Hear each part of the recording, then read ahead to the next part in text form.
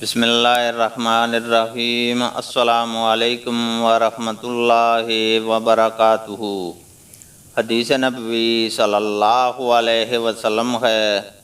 ہم سے سعید بن ابی مریم نے بیان کیا، انہوں نے کہا کہ ہم سے ابراہیم بن سوید نے بیان کیا،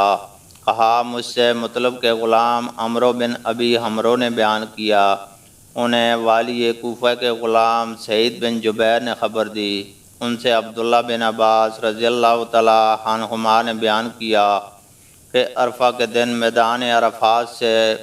وہ نبی کریم صلی اللہ علیہ وسلم کے ساتھ آ رہے تھے۔ نبی کریم صلی اللہ علیہ وسلم نے پیچھے سخت شور اونٹ ہانکنے کا اور اونٹوں کی مار داڑ کی آواز سنی تو آپ نے ان کی طرف اپنے کوڑے سے اشارہ کیا اور فرمایا کہ لوگو، عزتگی و وقار اپنے اوپر لازم کر لو، اونٹوں کو تیز دوڑانا کوئی نیکی نہیں ہے۔ اللہ تعالیٰ سے دعا ہے کہ وہ ہمیں قرآن اور حدیث کو سننے، سمجھنے اور اس پر عمل کرنے کی توفیق عطا فرمائے، آمین۔